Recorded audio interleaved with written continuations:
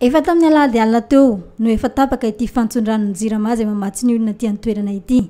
Hatramin'izao tsy mbola tonga nanao ny fanamboarana ny jirama fa nijery fotsiny hoy ity rangahy izay miasa manamorona ny toerana misy ny fivakisan'ny fantsona. Aty amin'ny lalana zotra fa 30 mihazo ny tsara rano ambony no misy ny tranga. Lalana route secondaire sy lavadavaka no hita aty. Mbola manampitrotraka ny rano be izay miteraka fotaka vokatry ny fiverezan'ny rano. Vaky ny rano mandeha. Gaga tamin'izay tôbila mandalo ligne 13 eo izy vaky ny tena boaka midina fiany zay nijery anazy teo. Misy namaky ny totan'olona vaky teo teo satria misy amin'ny 3 mètres teo zany niboahany teo totan'olona vaky zay navaky teo. Tonga teo ny jirama moaly, tonga teo jirama androany mijery nifa de jerevao fotsiny izy de lasa izy nandeha. Tsy haiko na tsisy matériel amindreo any nahoana fa de lasa izy nandeha.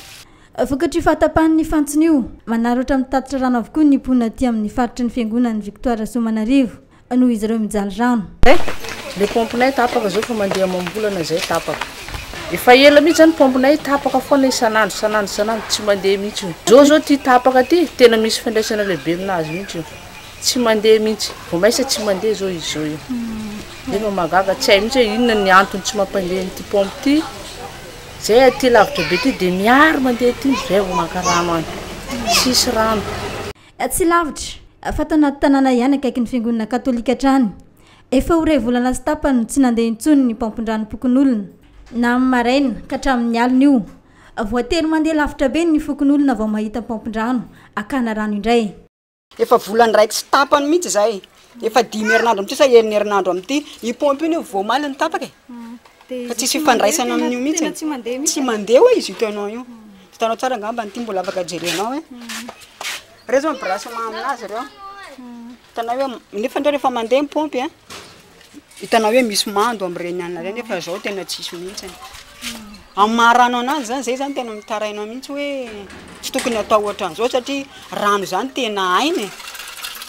Ary etireto sanatry zao aza misy zany amin'izao andro mandrivondrivotra zao misy trano may de iandro pompe zany efa pompe raha tsika mafantatra fa efa voavonjy ny fokon'olona foana zay vao tonga ay zany ny tany alehanay. Misy olona misy ny olona zany mba manao raharaha ihany koa amin'izao ay zany maka rano lavitra. Tetika tapaka foana fa misy andro izy rehefa hoe misy teo tapaka ambany any nefa mamankambany tonga de tsy mandeha tsainka aloha izy manam-pivitany io. Lavitra be amin'ny tanana nefa ho azay. Nareo zany makarana amin'ny pompe zay tao io? Isanandro.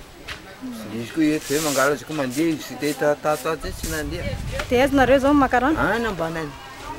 Manomboka aty amin'ny garage akaiky ny fiangonana katolika no misy ny rano very izay trano mazava wilina ahitana rano mandeha trano. Rano ilaina ary ampiasaina amin'ny fiainana andavanandro mihitsy. Araka izany dia miantso ny tompona andraikitra ny mponina aty an-toerana mba hamany ny olan'izy ireo amin'ny tsy fisian'ny rano io.